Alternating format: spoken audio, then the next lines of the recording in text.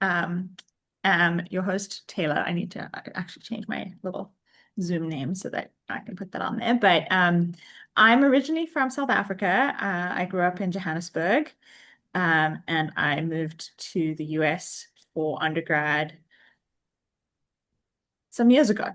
Uh, quite a few at this point. And now I live in Miami, in Florida, where thankfully I am not right now because I'm sure it is very, very hot. But I'm, doing this salon today from my in-laws' place in New York City, where it's also going to probably be about 90 degrees today. But thankfully there's a nice breeze outside, and I think we're expecting some rain later. So hopefully it'll be a good day. But yeah, I'd love to have our special guest today, Turi Munthe, introduce himself, and I'm sure he will also speak about his various travels leading up to, the point that made him want to write this book. Taylor, thank you very much. I'm thrilled to meet you all, and I'm really grateful and touched that you should be on this call. And I'm really, really looking forward to this conversation.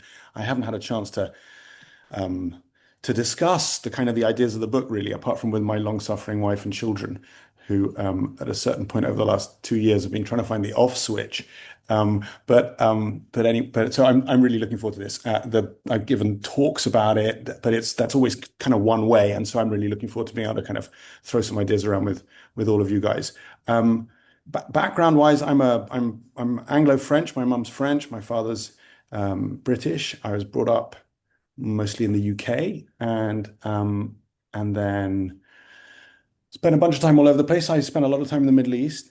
John C. I studied Arabic and then history, and ended up working a little bit as a kind of in defense, sort of as a think tank guy, and did a lot of journalism in the Middle East. I covered the Iraq War, the second Iraq War, and then founded a magazine in Lebanon in my 20s. Spent my 20s in the Middle East, in and around the Middle East, and then spent some time in the US. I started a PhD at NYU and dropped out to have a kid, which is so much better because it's outsourcing all the work. You got to write a PhD. You just have to watch and help while your partner is having a kid. And have been basically in the UK sort of really ever since, until 3 years ago when we moved to Italy, because my wife is Italian, and we've been in Milan for the last 3 years, which is a beautiful, amazing city, which very few people used to go to because there's so many other amazing cities in Italy which come way above on the priority list. But and we're just about to move to Rome, where I do some teaching, and my wife has got a bunch of work, so we're about to move to Rome. That's me. Is awesome. Okay, so I think how we're going to do this, we're a fairly small group, so I am expecting it to be, fairly intimate, and I hope that you all will have lots of questions that you would like to ask. But I think what we'll begin with is I have some questions prepared from having read the book for Turi, and we'll get the conversation rolling. And then you guys should just use the raise hand function if you have any questions along the way, or, especially once I get through some questions in about maybe 30, 45 minutes, we'll open the floor fully, and you guys can sort of take it from there. That sounds good. Cool. Okay, so I'm gonna start, I think this book, Why We Think What We Think, has an interesting structure. Oh, got it. It's your blurry background Oh hides. no, I was trying to show the book. Yeah, apologies. It's a wonderful book. I was lucky to get an early copy to prepare for the salon, and so I got a chance to read it. But the first part of the book sort of goes through these various forces that help to shape why people have the perspectives and opinions and really thoughts that they do. From sort of, my interpretation is that it zooms in from like the widest factors and the most historical things, like the climate and geography of the land where you live, zooming in all the way down through culture to genetics and even, predispositions in terms of mood and individual psychology, um, to kind of shape the way we think. And then, the last part of the book goes into as a sort of so what, right? We have to live here together as on Earth as different people, and you know, how do we do that well? And kind of why does this all work? Uh, does that sound like a good characterization, Turi? You should do this. uh no. You're definitely more of the expert on this than I have. It's very, very clear that you've done like thorough research and spoken to lots of interesting people about this. But I guess my first question is particularly thinking about those parts of the book with the really zoomed out focus, right? Looking at things like climate and geography. And my question is, how did you sort of think about how far back and how wide a net to cast in these things, given, how much is contingent, how much can change um, along the way? Great question, Taylor. Thanks so much. Can I just check? Because Liv, you're very touched that you should have read this book already. But I'm assuming that Jason, John, and John, you've not read the book. Is that right? So that I just so I know how to calibrate the way I'm talking. I Correct. have not read it yet. I've read the introduction. I would love to read the whole book, but one day. I'm very touched. So yes, no. That helps me. And Taylor, thanks so much for that question. The kind of the inception story of this book is a sort of cataclysmic failure, which is that and John C, if you've read the introduction, you'll have got to that bit. But in 20, I suppose it starts in 2016. So in 2016, you guys have a very, very, very fractious election, and we got Brexit, and the US is often more polarized politically, so far as Democrats and Republicans really. There's been this kind of a growing polarization between left and right for quite a long time now in the US, last 20 years or so. But it came as a slight shock to me because, in fact, British politics is, at least since the 1970s, late 1970s, has been much more central. So left and right don't differ that much. We had Tony Blair, who really set the kind of tone for 20 years of a sense of a kind of a consensus around politics, which was on some level reducing it brutally, economically right, socially left, progressive on the social stuff, and broadly free market capitalism on the economic stuff. And across really the entire spectrum of the British political classes, pretty much everybody sat in that. The right was socially progressive, the left was broadly pro-free market. And Brexit, therefore, for me, was the first time I realized there was this massive fracture across politics. And I'm giving you the backstory. So that sits in my head as a kind of trauma. And it was really a national trauma for us. Left and right, Leave and Remain, found ourselves in camps with enemies for the first time at a political level. You could be a Conservative or a Labour supporter. The other side was not an enemy. And suddenly with Brexit, it was monstrous insofar as Remainers like me, people who wanted to stay in Europe, really characterized the people who wanted to leave as saps, as cretins, as people who couldn't do the maths, who couldn't read. They were giving up economic security, this enormous free market that we were part of, and the political security of being part of this big block of powerful, wealthy countries for some nebulous, mad notion of sovereignty, which anyway didn't make sense to us in a kind of globalized world. So we really thought they were sort of mentally deficient or something profoundly wrong with them. And on the Leave side, they characterized us as these careless in the sense of really not caring, globalized, untethered, inhuman, technocratic, kind of servants of the Star Wars empire, really, without any sense of self, without any sense of community, without any sense of patriotism on some level. And so it's a really brutal fracture. And Anyway, I noodled this for a long time. And in 2020, 4 years later, I launched what I hoped was going to fix all this. And this is, I suppose, the level of hubris I've got to admit to right at the beginning, which was I was like, I'm going to build an encyclopedia of all arguments and opinions, which is going to settle these questions once and for all.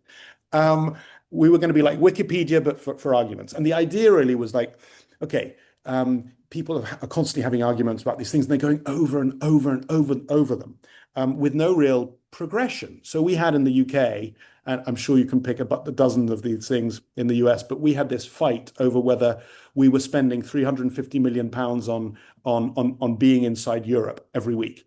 It was not true, but that argument kept on happening for about a year, and I was like, surely we can get this done and then move on and have more interesting conversations. Really, what I wanted to do was to build the footnotes of the internet and a kind of a resource that everybody could come back to. So yes, God delusions of all kinds, but I found a couple of mad VCs who invested in us to go off and build this God delusion, and then the failure. So far as we built it, we built what I thought was very beautiful, and nobody came. Nobody came. We couldn't get anybody to contribute. We couldn't get anybody to kind of to get involved.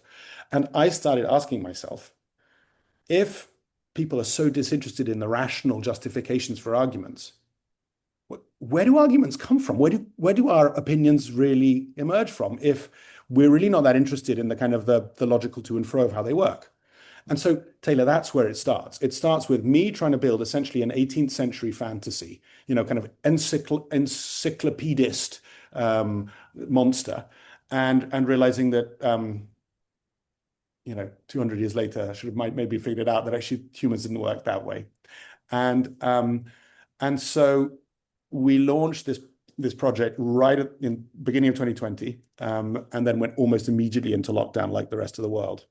And I had this amazing opportunity of a lot of very, very, very smart people who were getting about as bored as the rest of us, who I called up, and I launched a podcast which was called On Opinion, to try and identify what the other influences on our opinions really are.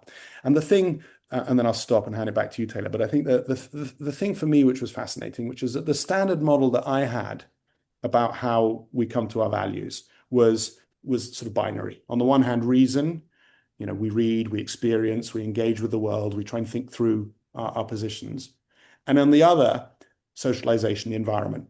I get the fact that where I'm born, what I look like, who my parents are, the friends I made at school, et cetera, would have an influence on me, that we're part of our time, we're part of our culture, we're part of our context.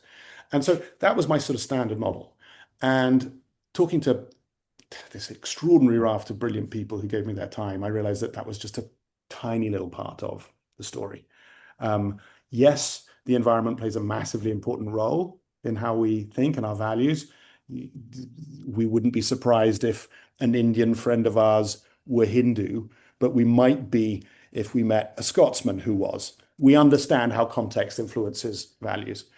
And reason, of course, plays a tremendously important role in the way that we think. And one of the things that I don't want to underplay over this talk is quite how good we are at reason, and quite how able we are to change our minds and engage with things and think logically. But actually, there was this enormous raft of other stuff, which to me was fascinating. And that's the inception of the book. That makes sense. I mean, I think, it's interesting to see that sort of explosion of influences, and to think through how, your sort of initial view that, say, environment shapes us, and, you're shaped by your culture, maybe doesn't take into account the fact that that culture itself is shaped by something else, right? Something bigger, something older. And it's not, you can't just take that culture's existence for granted, right? There's a reason cultures are diverse throughout the world,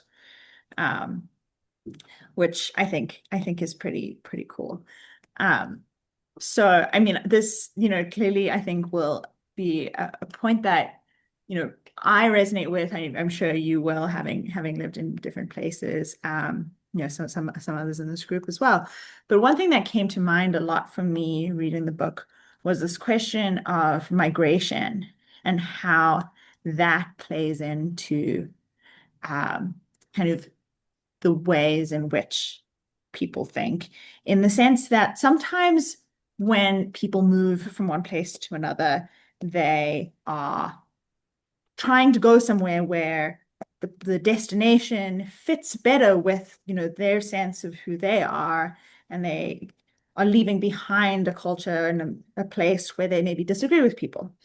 And other times, maybe you're moving for some other reason and you find yourself in a place where actually you're quite discordant. And I wonder if you have any thoughts about kind of what the function of like the migrant is in human thought, and as kind of what is the role of that person in society? Wow. Sorry, big question. That's a big question, and there's a lot to unpack. So maybe let me have a crack at unpacking that. And if I get Yeah. distracted, Taylor, will you call me back? I So yeah, mean, no need to worry. This is the tangents of the point. yeah, but that's a really big question and a really interesting one. So let me start with your starting premise, which is that culture has an influence on what we think, but culture isn't just culture in a void. Culture exists in a particular kind of context. I had a great time exploring this. So one, just how far back culture goes. And I'll give you one little data point, which is lovely, which is that Brittany in France, the little strip of land which pokes out on the left, if you're looking at the map, south to north, has always been considered very different from the rest of France. Early French sort of sociologists, they weren't really anthropologists there because they weren't doing anthropology in France, but would go around and they noted the difference of Brittany in the late 19th century.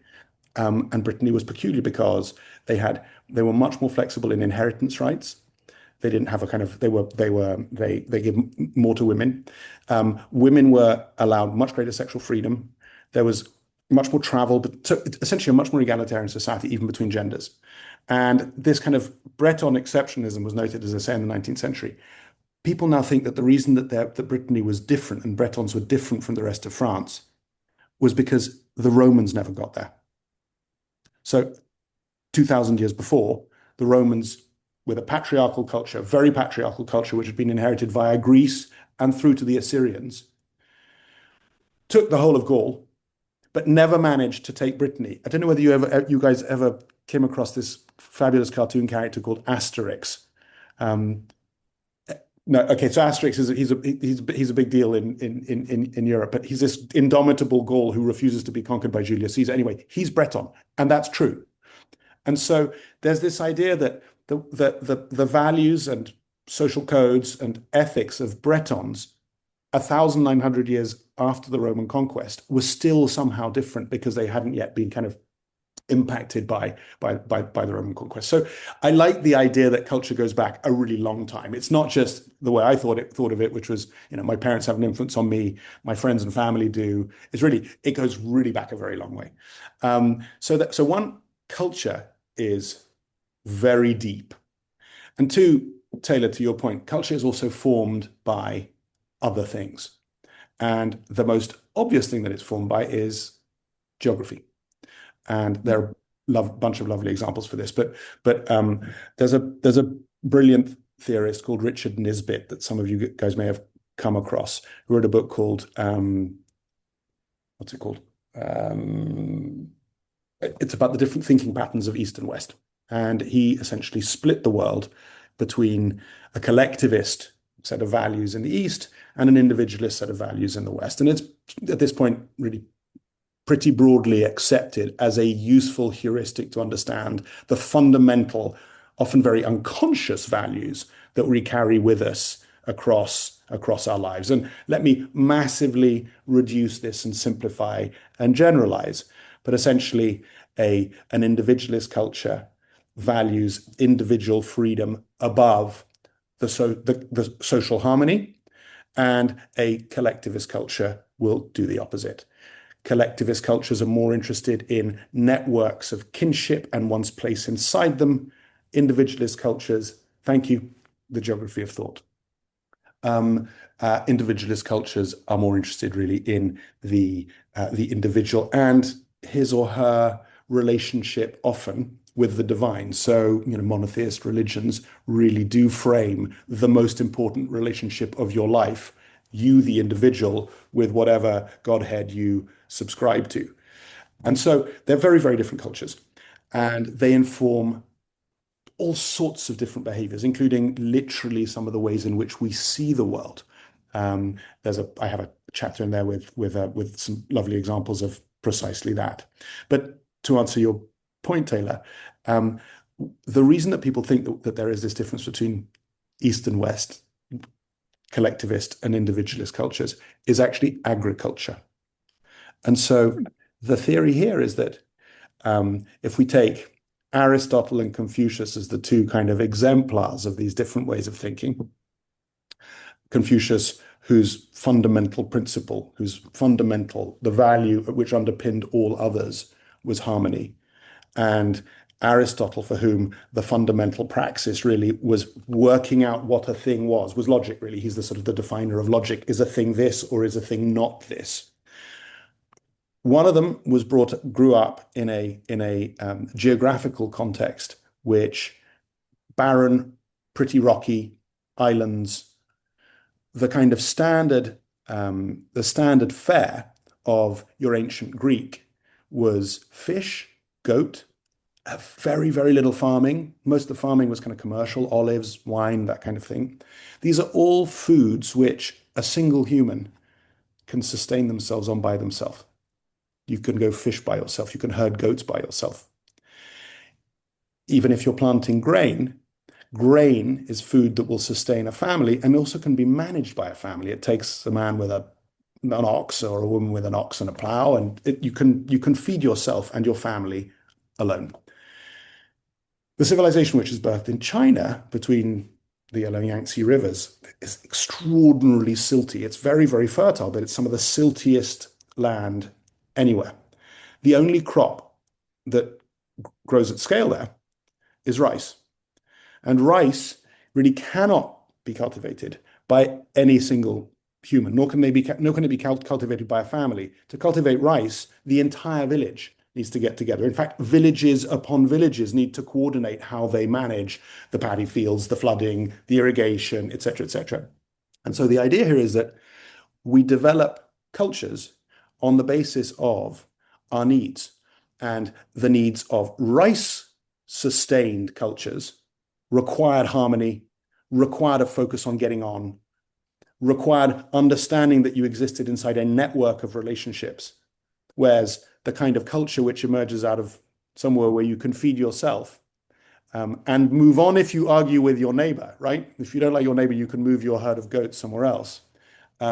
Gave birth to the kind of individualism that kind of constitutes Western culture now. So that's sort of, again, a nice example of how culture itself is bred of very big other things, and there are lots of other examples of this. But to get to your question about migration, which is really interesting. Right. One of the reasons that people now theorize that the US is so polarized is because there's in fact been an enormous amount of internal migration in the US. And what we see across the US is in fact that liberals and conservatives no longer really even live in the same places.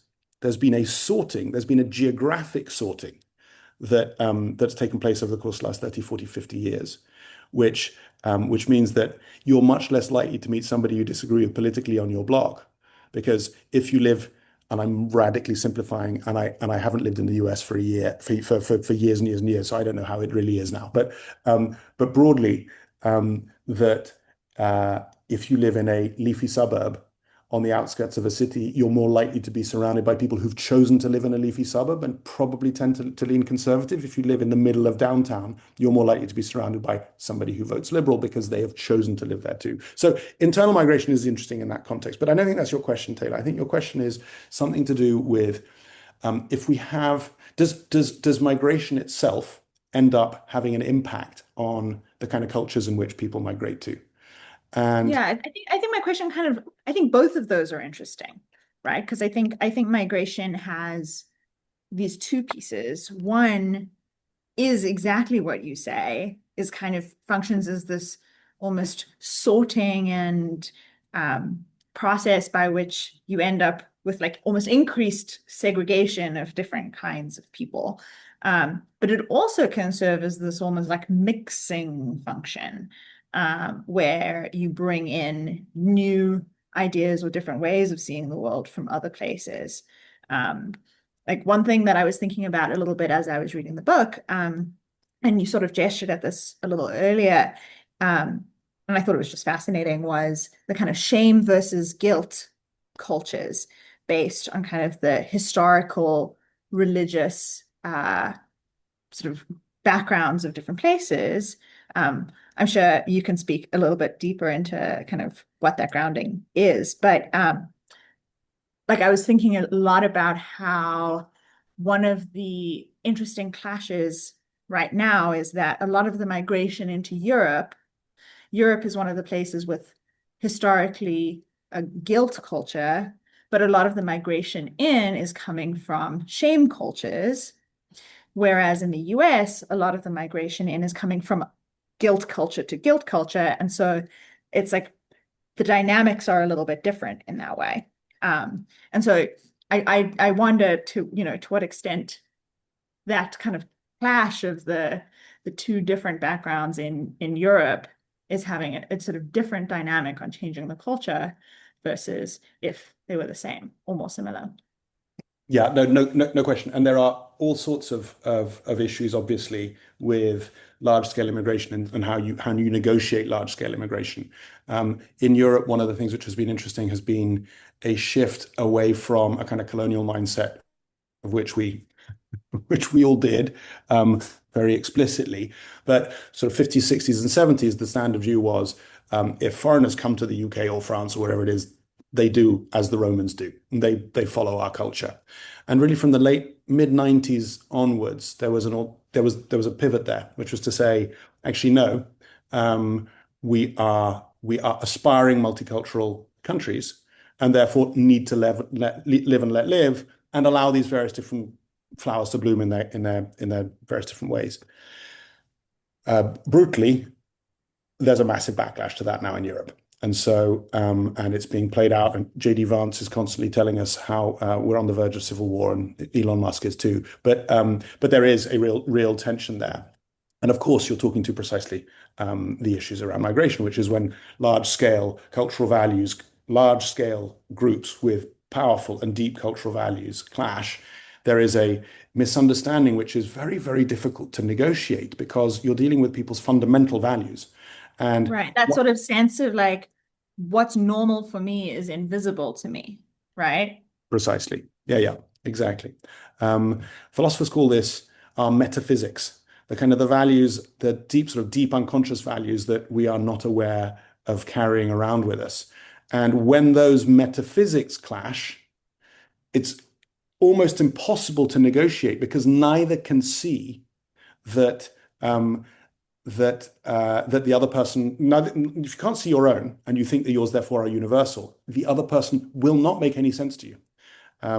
But you're jumping ahead hard because this is, I think, one of the things which is the core of the book, which is, I think, one of the things which I'm trying to get through with this book is that fundamentally we are often of differing perspectives, differing views, because we see the world very, very differently. And that is because of our deep culture, because of our metaphysics. But it's also because of our biologies and our neurologies as well. Mm. Makes sense. Um, I'm curious, most of the research that went into this book is historically based. The things that have kind of shaped us up to now.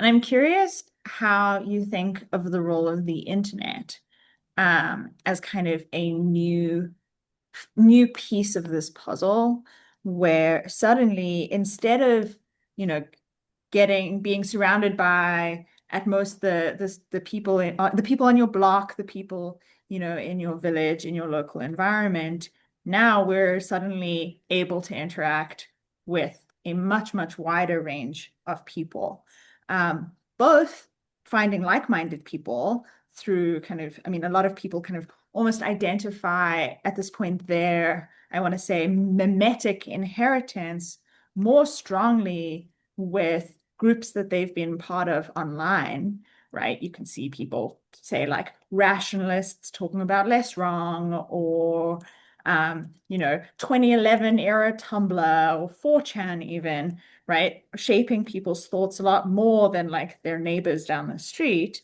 But also you sort of find yourself in contact with people who have very, very different cultures that you would never have kind of ever interacted with before, because you wouldn't have and maybe you disagree and end up you find people on Twitter getting into fights with people that they would never have had a chance to fight with in the past. That's right. I've spent a lot of time with what I do for a living is I work in media, and I've founded a bunch of companies, some slightly more successful than this catastrophic encyclopedia of opinions, which I was telling you about earlier. But I also invest in media. So I've been doing this for a very long time, and I've got friends who work on this, academics who work on precisely these kind of the new modes of interaction on the web. And yes, in theory, the glory of the internet is we can go off and find our micro communities wherever they are, and that is still very much the case. I remember meeting a gender fluid man this is 10 years ago, gender fluid man in a suburb of Amman in Jordan, who was, I think, alive because of the internet, because he had found a community online that he was never going to find in his own geography, that had given him the kind of support that he would never. So amazing and beautiful things have happened with this capacity to kind of spread and find our micro communities. The problem is when you look at the ways in which people interact online is that, one, anonymity allows people to be really monstrously rude to each other, as we all know. But two, what is true is that we see far more opinions that we disagree with than we did, but they are almost invariably framed in negative ways prior. So they're used almost that a liberal community will constantly surface conservative opinions to itself to reinforce its own boundaries, right? So here is something that Trump has just said. How much do we all agree it's terrible? And so there's an internal competitiveness around how bad that is. So you're constantly seeing opinions which you disagree with, but they're framed as things to bat away. They're kind of they're balls, tennis balls for you to smash. And so what actually has ended up happening has been this, again, polarization across the internet, which bleeds into real life, or real life bled into the internet. And the thing which is interesting here is that there have been periods in history which have had, I mean, very recent periods in history in which the distance between people's politics on left and right were much greater. I mean, think of the 1970s. The 1970s in the UK, but in the US as well, the political positions of the left were really hard left, and the political positions of the right were really hard right. Same thing in the UK. In the UK, you needed to be a lord, you're an inherited duke to be able to write your letters in the pages of the right-wing Telegraph, and you needed to be a trade union leader with millions of followers to be writing in the Guardian, the left-wing newspaper. So it was really properly polarized politics, but it was not effective polarization, affective, insofar as the big shift over the course of the last 20, 30 years has been that we now judge people humanly where we used to judge them more politically. And the piece of data that shocked me into realizing this was that if you take the US, for example, we've all seen that wonderful film with Sidney Poitier about Guess Who's Coming to Dinner, where the white woman brings the black boyfriend home and sort of carnival ensues. In the 1950s, you'd ask a black or white family whether they would be okay with their child bringing back somebody of a different ethnicity. And the answer was a resounding, screaming, absolute no, 70% in the 50s and 60s. Today, no issues whatsoever in the US. But you ask a Democrat family whether they're happy with their kid bringing back a Republican boyfriend or girlfriend, and it's about 50% say they would find it very, very, very difficult. So what's happened here is that we've sorted it into human tribes, not political ones. And that's catastrophic. And that I unfortunately think the internet has played a really important role. Interesting. I mean, I'm going to really, really jump ahead now, and jump all the way to a question from the end of the book, which is, kind of from that "so what" section. Because you write about how essentially it is through disagreement that as humans we actually do have improved cognition and we're able to do better problem solving. And in fact, you write, confirmation bias is in fact the catalyst for reasoning, but only when we reason together.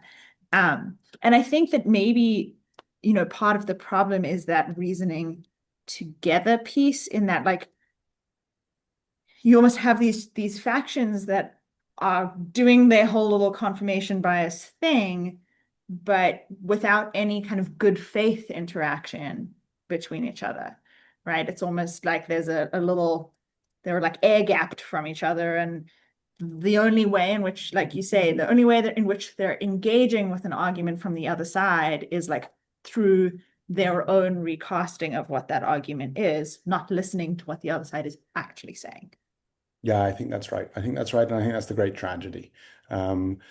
We can all remember these what now seem like old-fashioned and quite moving relationships between, I don't know, Antonin Scalia and Ruth Bader Ginsburg, or between, there are a bunch of cases in the UK as well of people on opposite sides of the spectrum who've just gone on like a house on fire and sort of thought that the tussle of kind of political debate was actually the point of democracy.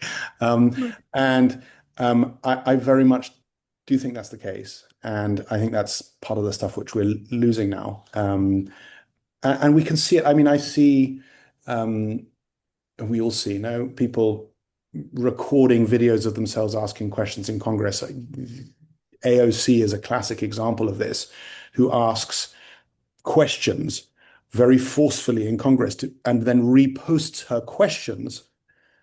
She's essentially building a social following and not actually engaging in the business of she's less interested in the debate than she is in proving the point that she's making. And we see that in the UK as well. But and that's, I think that's a catastrophe, because what should be essentially a sacred chamber, which is Parliament or Congress, wherever it is, where you get to tussle with other people of different positions to try and, in theory, come up with better policy. That is being sort of frittered away by, I mean, I'm not blaming everything on the internet, but there is a particular form of political communication which now really rests, which leans into that polarized approach. Right. In a sense, almost the question itself is seen as a weapon rather than a kind of connection point and a way to understand. Yeah, exactly. Right. Speaking of questions, I want to know if we have any questions from people in the room at this point. I'd love to hear from you. I'm sure that you've all got some, like, I think one of the cool things about this salon is that we all, kind of are bringing our own backgrounds and our own normal to the group. So I'm curious how people have, even just sharing an experience of, how this topic resonates with you. Or even things of, like, one question I see coming up a lot online sometimes is kind of this question of almost like, what was normal in your house? What did you think was normal in your house growing up? And then, one day you realized that, like, other people didn't do it that way. I'm curious if anyone has anything to ask or share. This is John Crippen. I'll bite. And again, remember, haven't read the book, but I've read the introduction a couple of times, and now I've listened to this. And so, Turi, I guess I'd ask, and I'm sorry I couldn't tease it out of the previous answers, but on page 13, right before the heading, "Our minds are encumbered," you say that reason and socialism are just part of the puzzle, and that there are deeper influences. I think in some of the answers earlier in the session, you've given us some of those, but if you hadn't answered those other questions, how would you answer my question? Could you preview, other than chapter heading titles, what's the name of that set of other deeper influences? Because I'm guessing it's not hard genetics or hard determinism? Is it deep culture or just geography or a bundle of things? Over.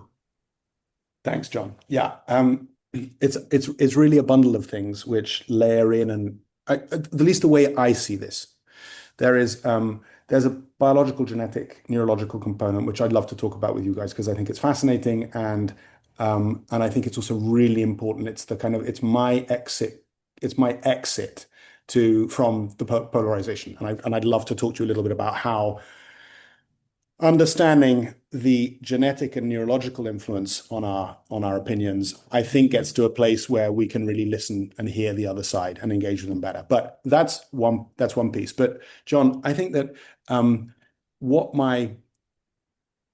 that journey through what are the various different elements? Climate, and I'll give you a data point on climate, which is interesting. It turns out hot and humid climates lean authoritarian conservative.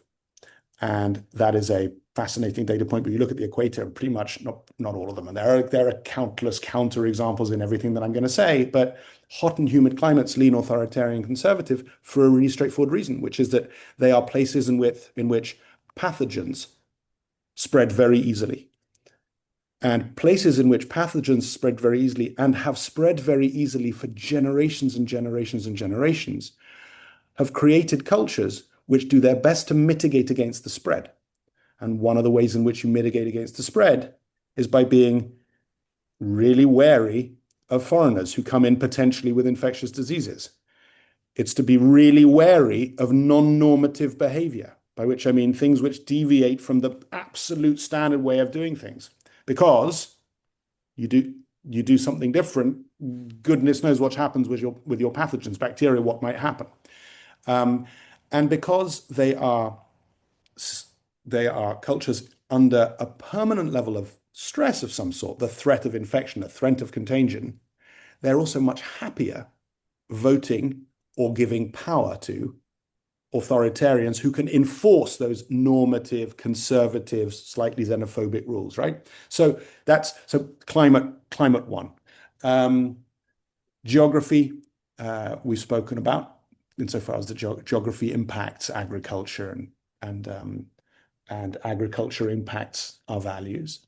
What else has been interesting there?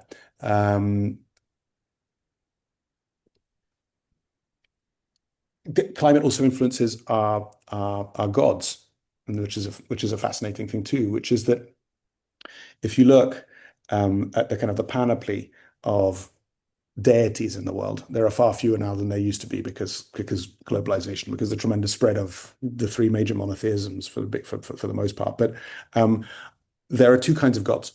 There are what are called moralizing high gods, that are gods who tell their followers how to behave. And then there are all the other kind of gods that just sort of mirror the ways of men and women, just usually at a monstrous scale. So Zeus, the rapist swan, Thor and Odin, the wrathful and mischievous Norse gods, etc. And then you got Yahweh, the Christian God, and Allah.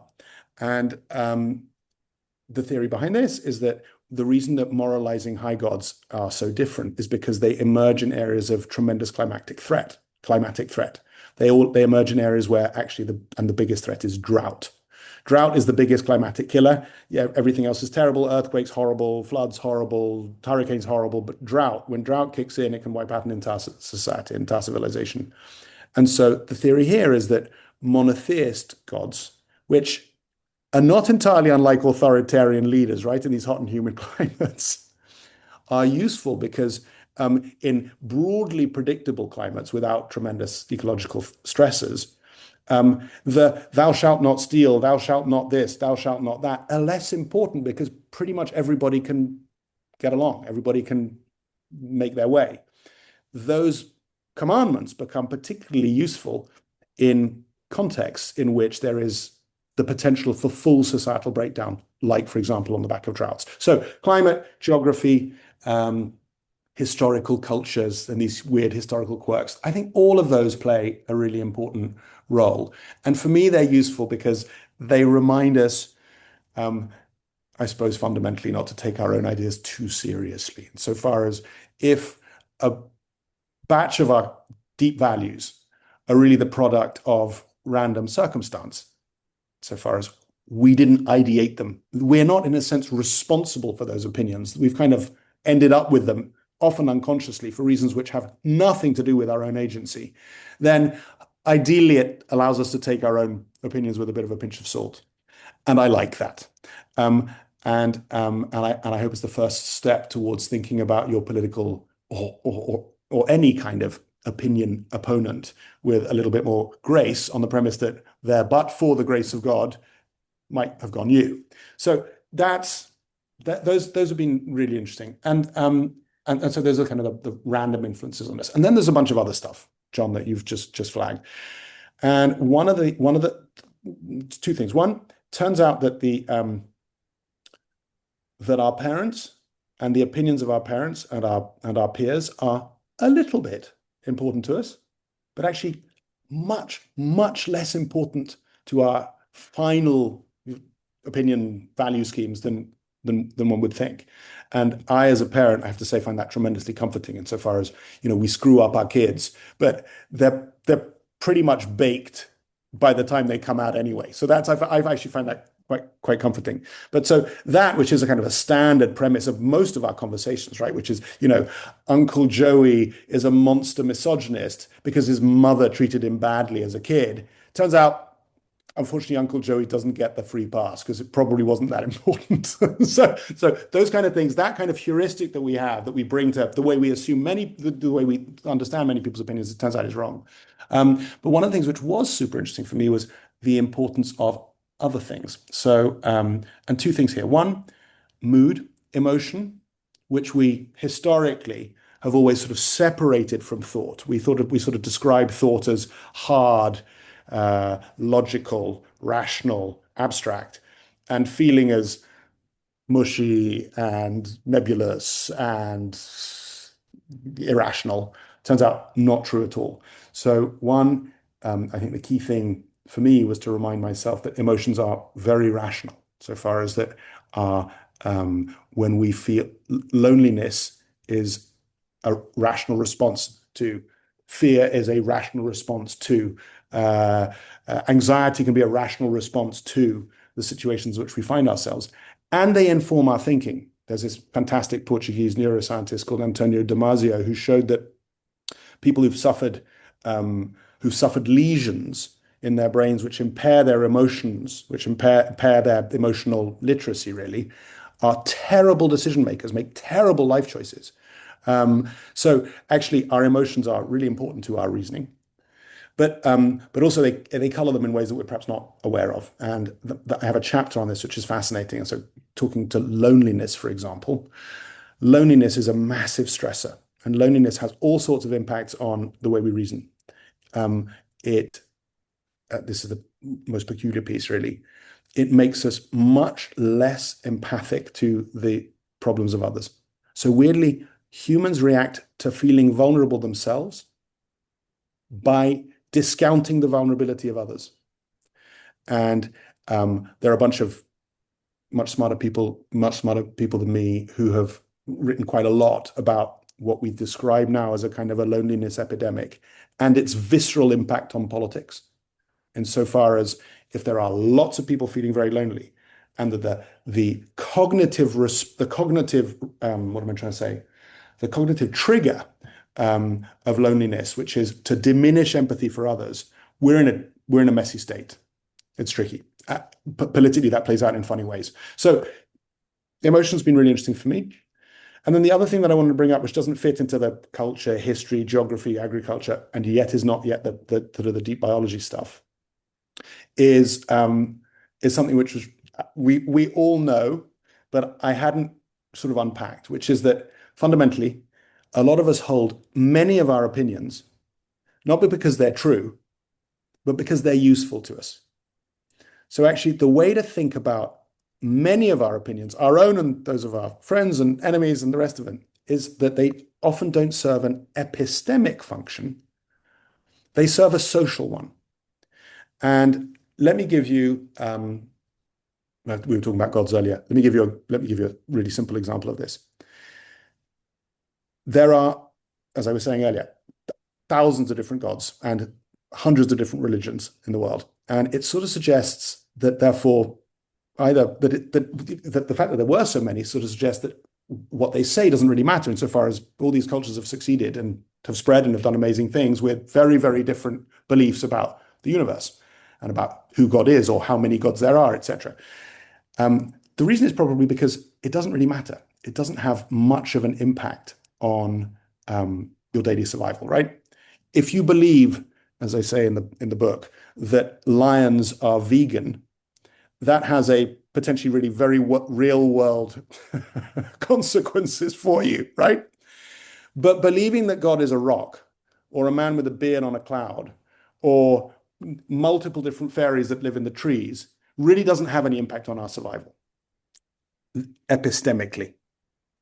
It has a massive impact on our survival socially, but only in one instance, so far as it's if you disagree with the collective view of who God is in your community, that is truly dangerous.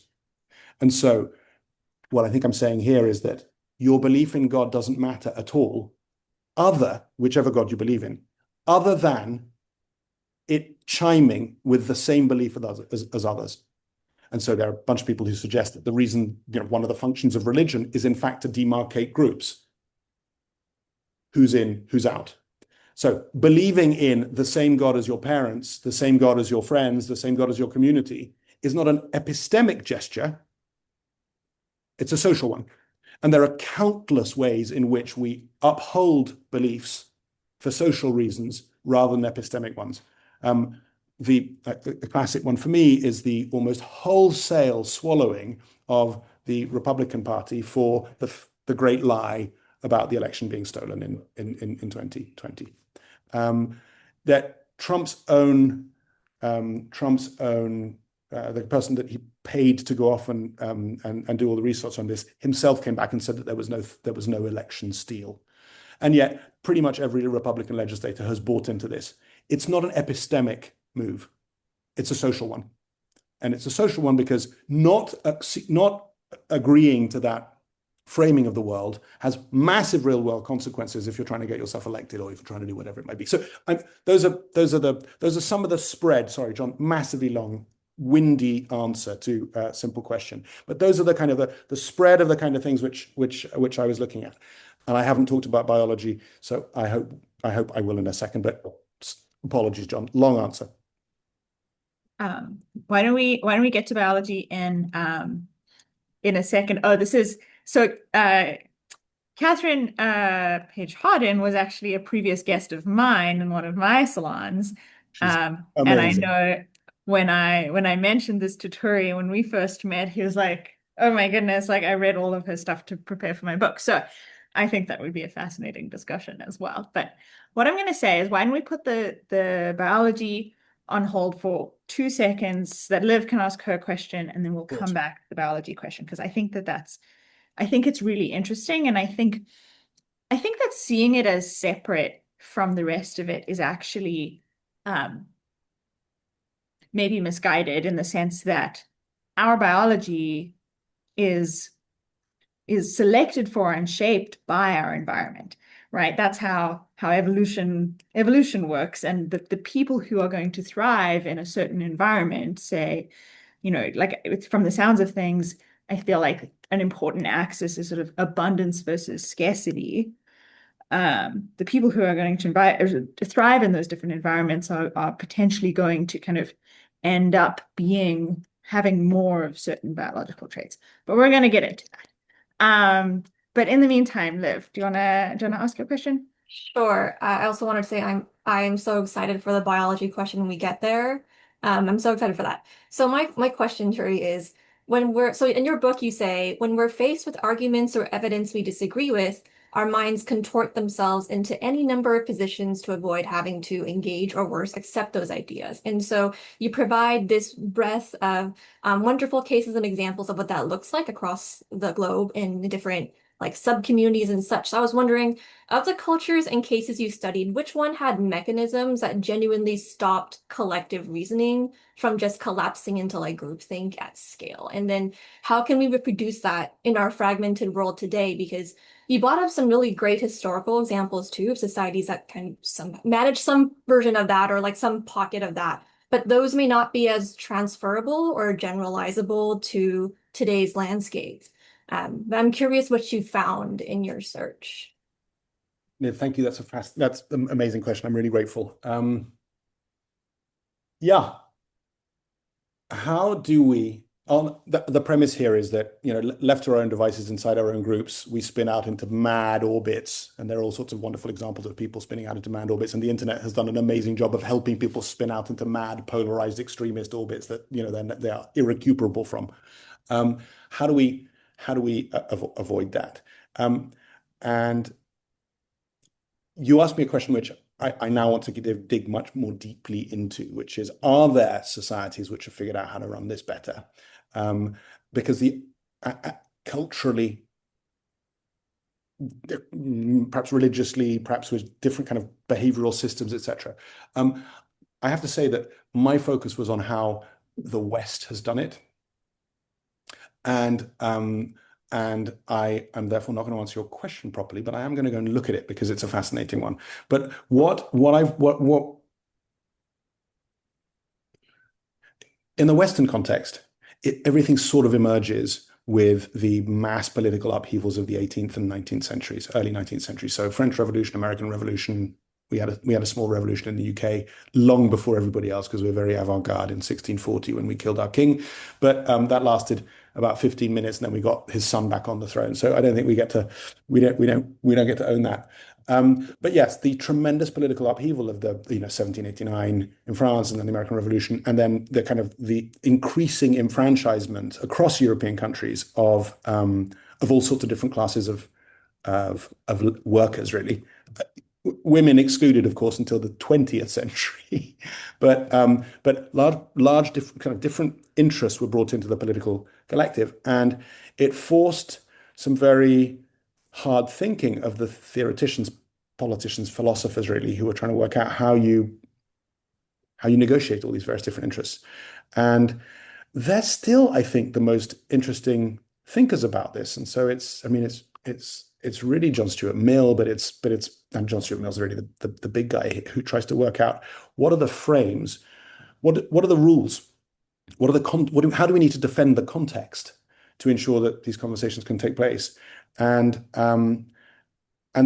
the kind of conversations that emerge there, which involved, in the UK context, it's ridiculous, but so they're really habits, they're kind of manners. You can't scream across Parliament's floor that the person on the other side is a liar. You can find intricate, ornate, and verbose ways of suggesting the same thing, but you cannot outright call them a liar. You can't outright insult a member of the opposite side. So the beginnings of codified systems to ensure that you get that you have to use a very 21st century term, you create safe spaces where this kind of stuff happens. And it's fascinating because the kind of work that was done there ends up, I don't know this, but I assume that it emerges out of the kind of work of the scientific revolution, which is obviously sort of 100 years earlier. And the scientific revolution, which is this kind of extraordinary international European republic of letters, where people are, on the one hand, competing to be the first to come up with the theory as to how blood circulates, or the first to come up with an explanation for why the movement of the spheres is elliptical and not circular, etc., etc., etc. You end up with a kind of a codified method for testing out scientific ideas in the bear pit of competition, which is people sending their articles to their network of scholars in Pisa and in Frankfurt and in Paris and in Cambridge and wherever it might be, and arguing it out amongst themselves in the spirit of everybody sort of forward facing towards this revolution, towards this empirical revolution, the revolution of empiricism, essentially. And I think that it's that culture of frank competition where everybody knows that they're facing the same direction and fighting for a movement in the face of, all the obscurantism of the 15th, 16th, and 17th centuries when they were burning philosophers and physicists at the stake here in Italy and doing equivalently nasty things elsewhere. I think that spirit of being on the same team while competing is, I have a hunch, informed the ways in which Mill and Hume and others tried to codify the ways in which Parliament should work. All of which to say, I haven't answered your question, but I'm fascinated. Do the Afghans with their lawyer Jirga have a better way of doing this? Are there coffee shop cultures which are better able to do this? Are smaller cities better able to do this than larger? It's an absolutely fascinating question, and I do not know the answer. And thank you for sending me off on another exploration. John K., let's hear from you. I think I just have a reflection to share, maybe more than a question. We'll see. Um, First I wanted to say I really relate to the story that Tori began with in the beginning about the impact, the shock, the uh, trauma of 2016. For me, I was very devoted to rational inquiry and civil discourse, and the secular humanist progress thesis up until that time. And what is evident in that time is that lots of other people don't see the world that way and don't agree that everything is getting better. And if we just keep, sharpening our intellect, then we can, just solve problems analytically and just keep making the world a better place with this kind of linear economic compounding. So for me, I grieved, and I had a really powerful internal divorce with rationality that was painful for me, but I feel much better now. I feel much more open to the kind of mad creativity on planet Earth that doesn't always happen inside of, academic outlets. So, I think it can be really hard to confront the fact, if you're like, natively inclined to be very rational. I think it can be really hard to let go of that as the sole channel for human progress. And there's the temptation when other people start acting in ways that you don't understand to tell them, like, if you could just be more rational, then like we could just solve all of this. So I don't want to take up too much time here, but there's an image that's coming to mind, which I guess I would say there's a kind of absurdity in asking people to reflect on the kind of complex causal chain behind their own experiences, and then to deconstruct that causal chain. I think it's obviously very interesting. It's great, fruitful for research, but to actually ask people to live that way is there's a kind of absurdity to it. So we do have an inheritance, and I guess I would suggest an alternative model to rational deconstruction, which is like responsible devotion. So, instead of saying, well, like, there are random causal inputs to my brain, and so, my opinions are kind of inherently irrational, so I should just, stop having opinions or stop caring about them. I would say maybe they're the kind of sacred gift you've received through your inheritance, that maybe it's a bit mysterious and we need to be a bit humble about it and say, like, maybe there's something unfolding here that has value. and not be tempted to force it on other people. Like, so, if you're so devoted to your local tribe that, you think conquering the entire earth under, the flag of your empire is the logical endpoint, that's probably going too far. But I also think telling people like, hey, we figured out, that like yeah, like opinions are just causal noise. So, you should just treat yourself as an unreliable actor and just um like, just try to kind of tune down the chaos.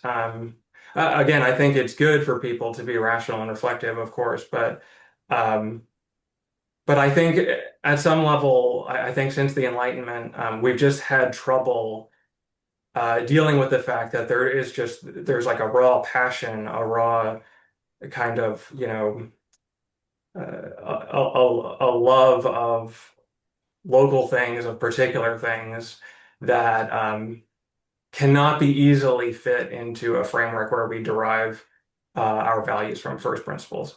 So yeah, I hope that's not too abstract, but yeah, for me, I would like just maybe this is wisdom I don't deserve to share, but like I would, when other people look irrational to you, I've learned, and it's just made my life better to, to hesitate to judge that and to say, okay, like this is energy that is, coming into the world and I don't really fully understand it, but like maybe there's a good way to channel this energy, a productive way to channel it. And if I try to talk that person out of it, through reason, maybe I'm doing harm. So that's just a personal reflection.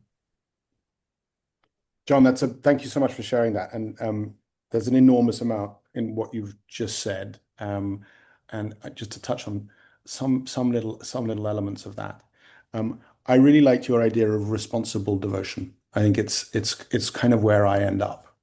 And the way we perhaps frame it slightly differently, but there are we'll get to the biology bit in a bit because I actually think that our opinions are also evolved.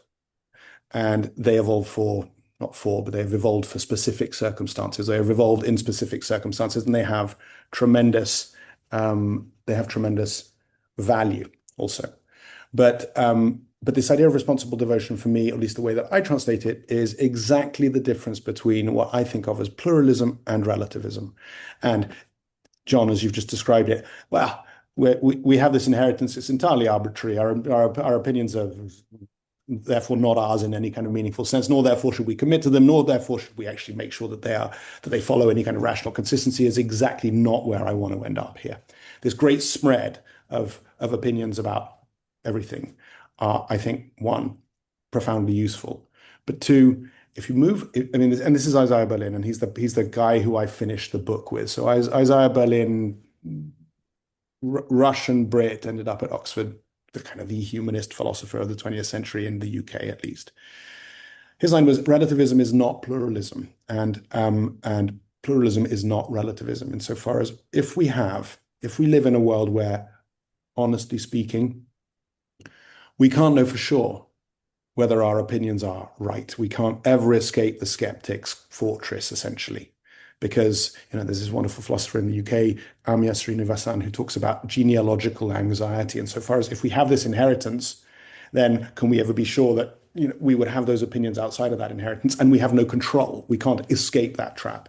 So this tremendous anxiety that we have, we can either say, okay, nothing to do about it, or we say, no, there, and this is where I want to get to on the evolution of our opinions. Our commitment actually has to be to those opinions on the premise that they're evolved. They've been valuable at some times. Otherwise, we've got to assume those opinions, those behaviors, those values would have died out. So they have been valuable. And where I land here is that we've profoundly got to engage from the position that we're in, because actually it's in the conversation with people of different positions that we think, One, because I think conversation is, in fact, as I say in the book, it's a contact sport. I think intelligence reasoning is a contact sport, but also because it may also be true that in a particular circumstance, our own inherited political values, political opinions may actually be useful.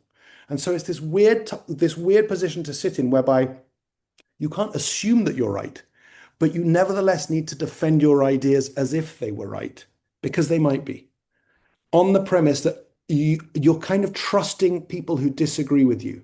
I'm a small L liberal centrist. My book is a sort of a rock into the pool, a small pebble into the pool, saying this is what I think, on the premise that right and left will disagree. But it's a genuinely, what am I going to say? What is the word I'm looking for?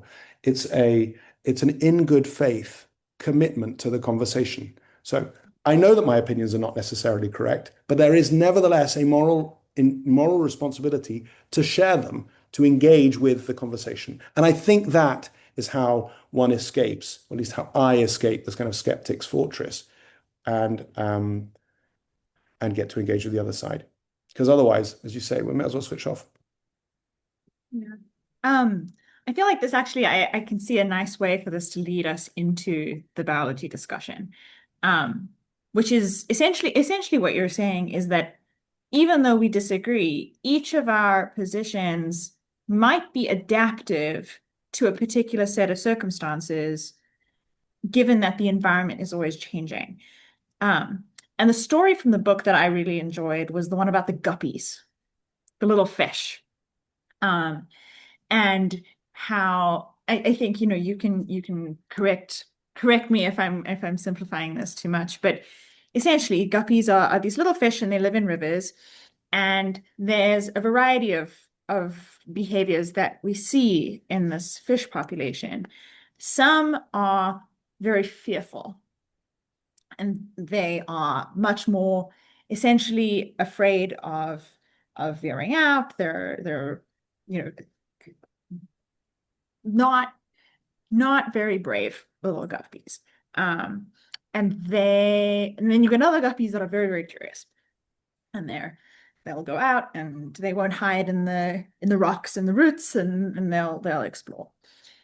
And they live all the way along a stream where the big predator fish need kind of the deeper water at the bottom of the stream to survive.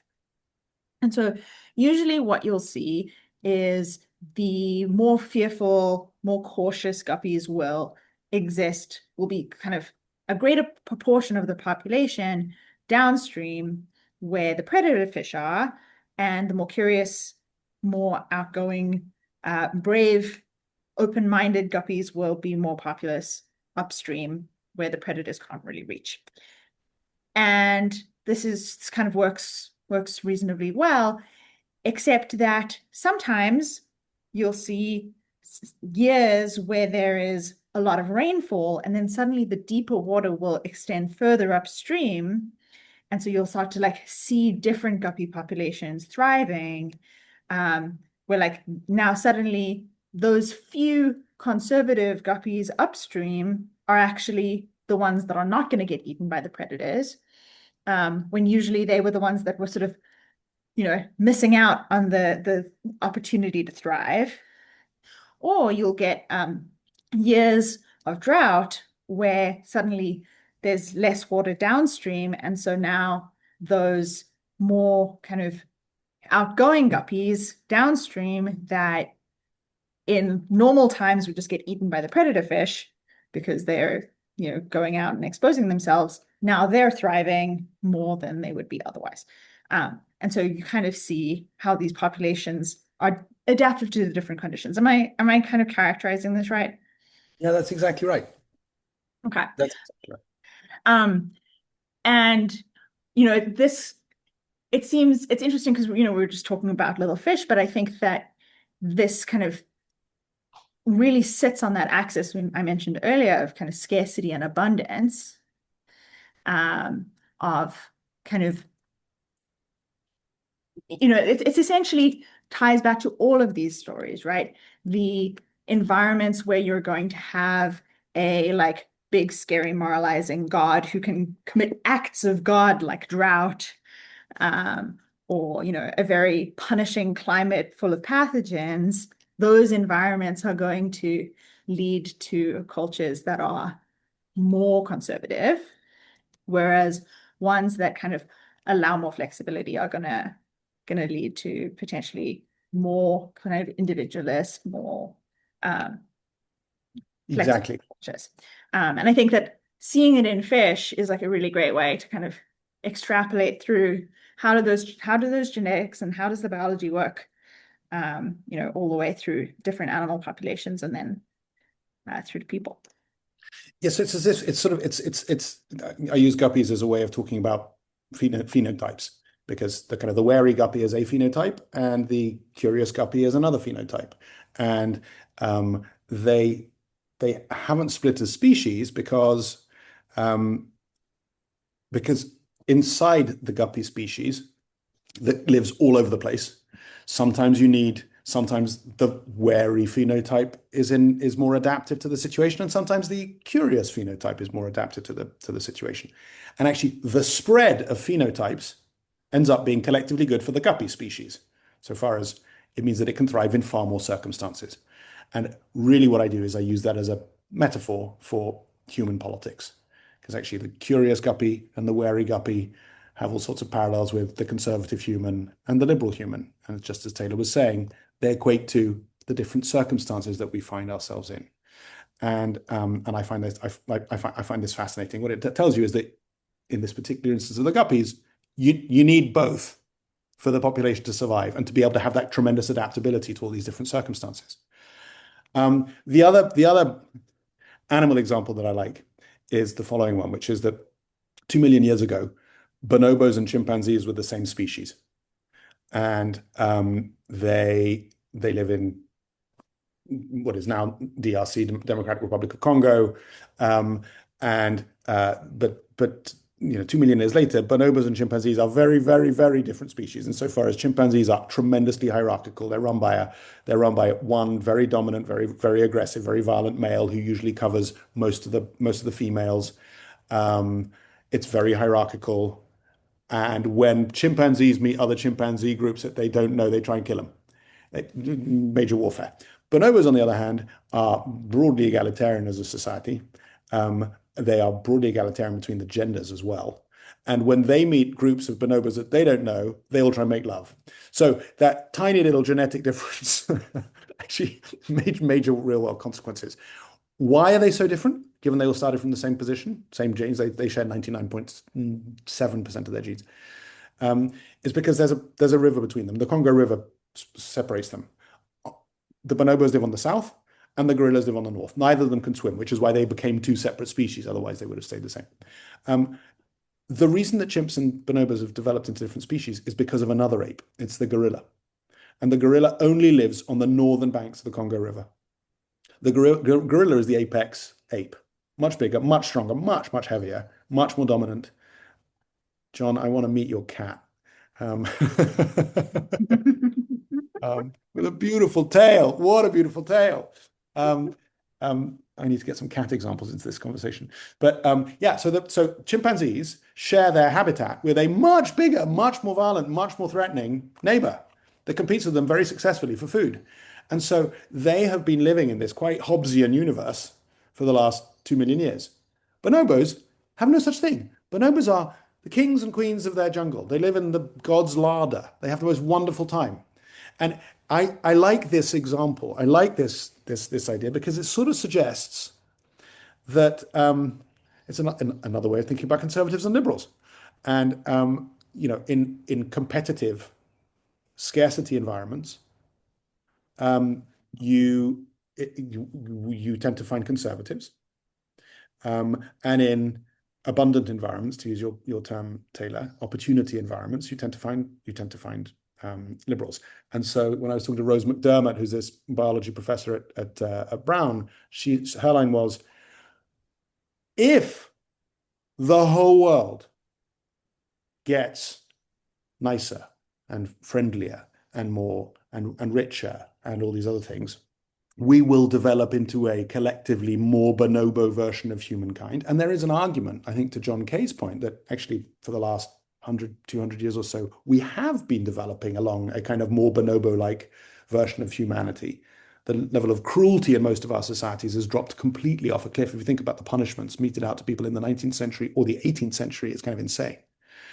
But if the world gets nastier and more competitive and there is more scarcity, we risk developing into a slightly more chimpanzee version of humanity.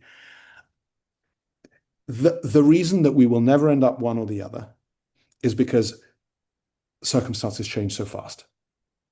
And I just think in terms of sort of cultural vibes, right? Under Obama and Blair and Gerhard Schroeder in Germany over that period, there was a sense that we lived in a time of hope. I mean, that was Obama's sort of biography, right? The name of it. We lived in a time of hope, optimism. The Berlin Wall had fallen, communism was over. We could look forward to this tremendous time of optimism. We found predominantly liberal leaders all over the world because the populations voted them in. Time of opportunity. Now, in this slightly darker period, which is an age of anxiety or anger or rage or whatever we want to call, turns out, I live in Italy with a right wing veering on hard right.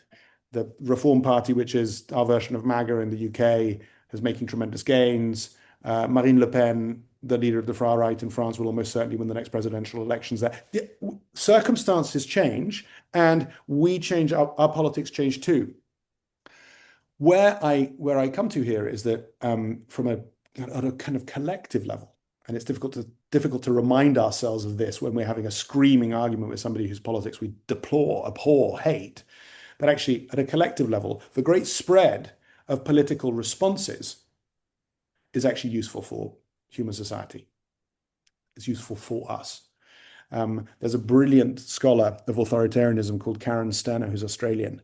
And she's fought authoritarianism her entire career. She was an academic and then stepped out of it to become an activist. But she makes the very, very strong point. She, by the way, says that she thinks 30% of most populations have got authoritarian tendencies, equally on the left and the right. Massive. But her point is that we can't turn around and say, you're a bunch of fascist lunatics who are going to take society down. You've got to realize that actually that authoritarian instinct is also evolved, insofar as it will also have served a fundamental purpose at specific circumstances. And it's an easy one to imagine. If faced with a very violent external neighbor, you want a largest percentage of your population to line up almost instantly behind usually the big guy who's going to say, we're going to have a fight. You don't want everybody going, well, actually, I think we should talk about this and think through the options here. That authoritarian instinct you can imagine why it's been useful for societies in the past.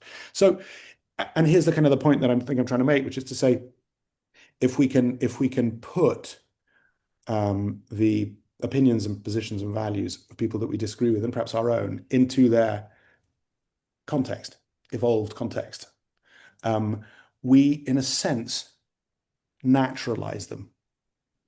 And naturalizing them, I think, helps us not see the other side, as we tend to, as corrupt. And I use corrupt specifically because I think one of the issues that we all have is that when we meet somebody with whom we disagree on a subject that we know a bunch about and we've thought about hard and we've read about and we've got stuck into, and we meet somebody with whom we profoundly disagree, our instinctive reaction is to assume one of a variety of things. They're stupid, they haven't done the reading, they haven't done the work, they've not thought about it properly, they're morally corrupt, or they're lying, or they've been bought in some way.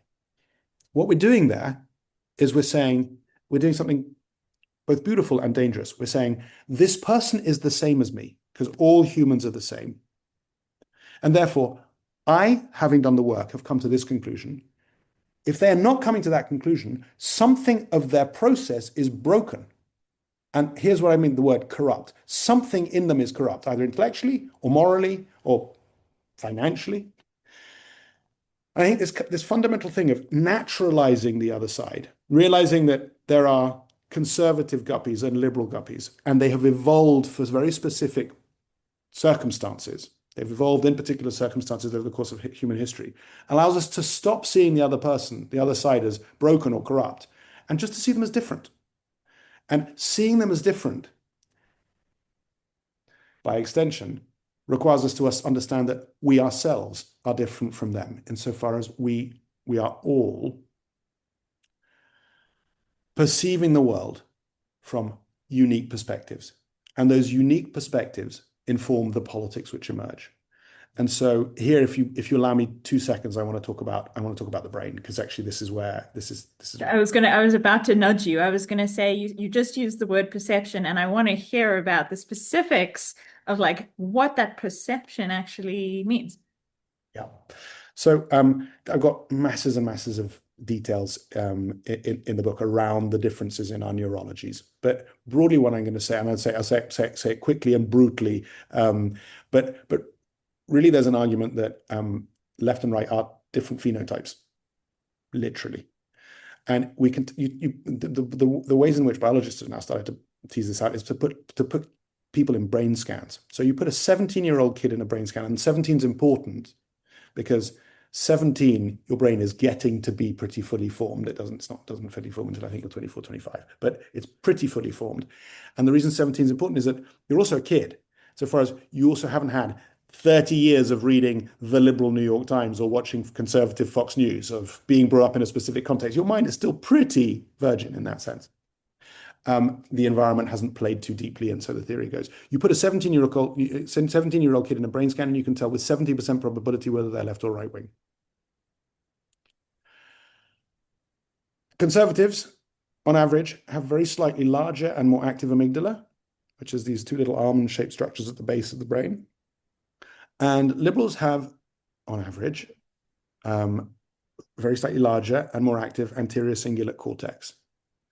The amygdala is, I know I've got at least one biologist on this call, and as long as she doesn't interrupt me, I know I'm not making horrible errors, but simplifying it radically, the amygdala is one of the areas which processes emotion and is particularly focused on danger, fear. And the anterior cingulate cortex just happens to be one of these areas in which one negotiates ambiguity. It's where complex information comes in and we kind of sort it. It's where we do, I suppose, abstract thinking. Bit of abstract thinking, exactly. And so there are these two fundamental differences in brain shapes of liberals and conservatives. We're still the same species, and obviously we're talking about tiny proportionally tiny differences. We're identical, but differences nevertheless. And so what it tells you, and there are masses of other differences, neurological differences. It turns out conservatives have got more taste buds on their tongue.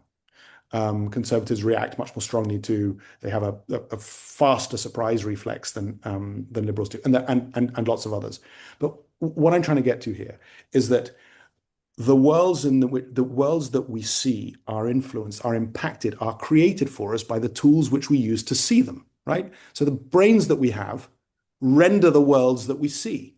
A brain with a much higher attendance to danger because our amygdala is slightly larger is going to experience and live in a different reality from somebody with a different kind of amygdala.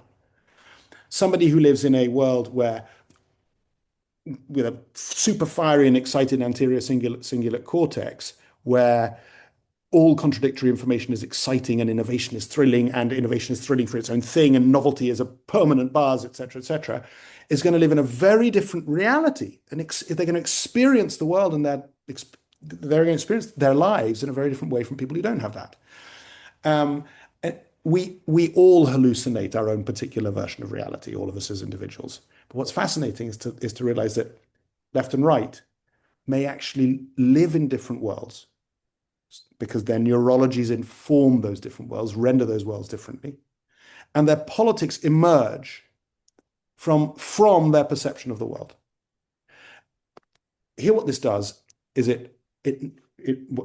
my hope is that it helps us even more naturalize the other side. If we realize that their politics respond to a version of reality which is different from our own version of reality, then we stop looking at the other side as a broken version of ourselves. We stop being able to see somebody who we disagree with on a topic that we're really familiar as corrupt. we realize that they are seeing, they are looking, exactly as John Kay, you pointed out when you were talking, they see reality in a different way, and their politics responds to a different reality than ours. And that seems to me a starting point to engage with the other side. Let me flag the big screaming counter to this. My wife has been calling me Mengele, the angel of death, for the last 3 years, because she says what you're doing here, Turi, is you are describing politics, you're describing opinions in a biological language, which allows, of course, to describe opinions also in the language of health. And that's where we get into extremely, extremely dangerous waters, right? If I can turn to Taylor and say, of course you think that, your amygdala is too big, I'm almost saying you're a bit of your opinions are wrong because you yourself are a biological deviant. I'm over egging this pudding, as the English say, but that's kind of where you get to. And it's dangerous not in the abstract, so far as the Nazis did this, the Soviets did this, the Chinese still think often, the Chinese Communist Party. The Chinese Communist Party goes to re-educate people and thinks of political deviance and talks about political difference in the language of biological deviance, of illness, right? So it can be extraordinarily dangerous. We have to be extraordinarily careful. And if, I don't know how many of you were on the talk with Catherine Hayden-Page, but obviously she addresses the politics of genetic study very, very head on in a way which I subscribe to completely. But the counter argument to that is one, I think, very powerful example, which is the extraordinary speed with which we have culturally come to accept homosexuality really around the globe. Homosexuality was illegal in all European countries 50 years ago. Not all European countries, no, because I'm now 50. So yeah, it's 60 years ago. And much worse elsewhere. The shift from an understanding of homosexuality as unnatural to, which was standard code. I mean, my grandparents, I don't know about your grandparents, but my grandparents, for the most part, genuinely did think that homosexuality was unnatural, a form of deviance, etc., a choice, an immoral choice of some sort. Lots of things contributed to this extraordinary pivot, whereby pretty much the entire world, with some monstrous and glaring exceptions like Iran, which still hangs homosexuals, and Saudi Arabia and all sorts of other places. But for the most part, the world has come fully on board with the notion of homosexuality. It's legal in the vast majority of the world's countries. Why? A bunch of cultural changes around the world after the Second World War, for sure. But the biggest influence on the legalization and acceptance of homosexuality is actually the biological study of it. So starting in the 80s, people started to theorize that homosexuality was genetic, biological, neurological. Lots of work was done, and that was proved. And the realization that homosexuality was not an immoral choice against God, or whatever one might say, but it was a natural expression of the great variety of the great spread of human variety, meant that we were able to naturalize something which would hitherto for thousands of years had been considered unnatural. And I think that's the way to think about that is what I hope I'm trying to do with the other side. Rather than thinking about conservatives or liberals as deviants because they got funny amygdala or funny anterior cingulate cortices, really what we're trying to do is to realize that they are natural expressions of the variety of our human experience. And they are profoundly useful because they would have evolved out had they not been. With the reason that we have these instincts towards various different forms of politics, the reason that there are wary guppies and curious guppies is because both are necessary to the survival of the species. And what it hopefully does is it gets to us a position where we start to respect them for their difference, and we start to appreciate that their natural instincts at different times in different contexts may actually be more adapted than ours. That I think is bringing us very close to a wonderful spot to close out. I wanted to check though, before I have one last question kind of pulling from this, but does anyone else have any other questions that they'd like to ask before we come to the end? Okay. What I'm going to do is kind of take this sense of kind of the benefit of having a wide variety and kind of go towards what I think is an interesting phenomenon, which is kind of the wisdom of crowds. This isn't something I think you explicitly wrote about in the book, but there's, we see it in many, many cases, how when you have kind of very many different viewpoints represented in a decision, you can end up getting closer to the truth of the matter. I think of, Galton's weight of the ox story than even, a single expert. And I'm thinking about like the mechanisms we have in society for thinking, for making use of the wisdom of crowds to get closer to either an objective truth or the right decision for the moment. And I'm thinking of even like if you have a view on prediction markets, which are kind of more and more common as a way of kind of getting close to what the truth of the matter really is, as well as potentially thinking of elections and in particular election cycles, the fact that we have systems that turn over and turn over and turn over, and every few years we get to kind of take another shot at asking the crowd, hey, like, are we going in the right direction? Is our current setup well adapted to our situation? Is this maybe one of those mechanisms, that Liv brought up earlier of how to use that diversity of thought to societal advantage? Taylor, are you asking me whether I think democracy is a good idea? Maybe. I didn't say that. You said that. Yeah, that's exactly what I think the democracy is for. It's to allow for this, for the one, as we didn't talk about this actually during this session, but I have a whole chapter on the importance of conversation and precisely this, Taylor, that actually the greatest scientific discoveries often happen when two people or three or four or five or six from very different disciplines, often with different personalities, come together to kind of hammer out their ideas. So yes, there is the very well documented wisdom of crowds, and I'd say even more wisdom of conversation. And so one of the chapters in the books talks precisely to this notion that actually humans evolved not to reason alone, but actually to reason in groups. And actually, Taylor, you flagged it right at the beginning that our confirmation bias, when we're stuck by ourselves, just limits our access to new information and getting closer to the truth. But our confirmation bias when we're faced with somebody we disagree with is actually super helpful, because us refusing to gullibly accept whatever they say is true forces them to come up with good reasons which justify their position. So actually confirmation. Right, and for you to come up with better reasons to defend against them. Exactly. So conversation, conflict, argument is actually how humans evolved to think. And therefore, what we must ensure, the one thing that we must ensure is that we create and protect the spaces in which intellectual conflict can take place.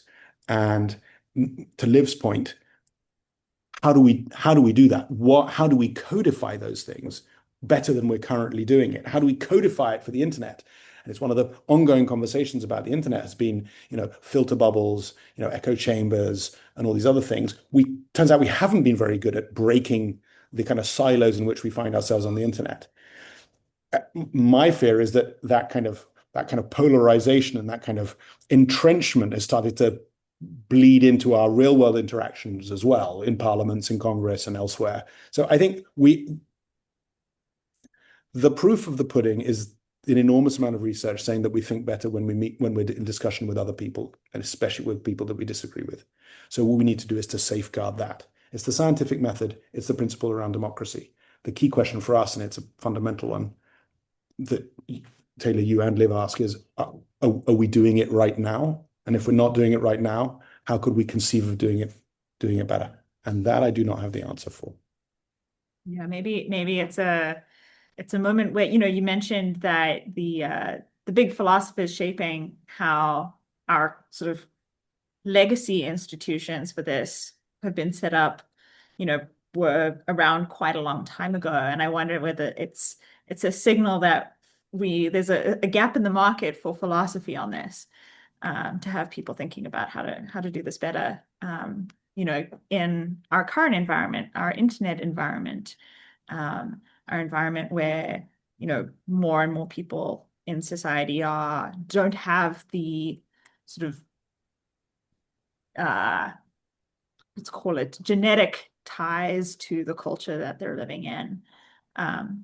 Even though at this point, there are many people who are living in places where their family has been there for a couple generations now. But it's, not quite as sort of monocultural, as it has been in the past. So I hope this has been a good discussion for everybody. Thank you so much for coming. Thank you, Turi, so much for writing such a fantastic book. I hope that everyone who hasn't had a chance to read it yet is going to, run to get it.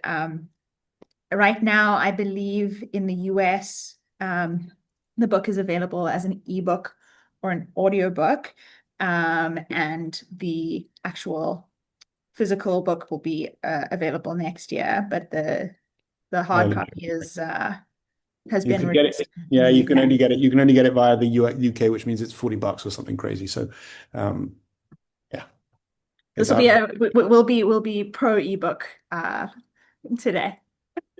Great. But thank you so much for writing the book, and thank you for sharing your thoughts so generously with us today. Taylor, thanks so much for hosting so fantastically, and for all of you guys being here. I've really enjoyed this. I hope it's been interesting for you guys, and I'm very grateful that you're here, and wish you a very happy Saturday morning for you, Liv, and afternoon for everybody else. Wonderful. Thank you so much. Have a great day, everyone. Thank you, care. everyone. Take care. Happy weekend. Take care. Bye. Cheers. Bye-bye.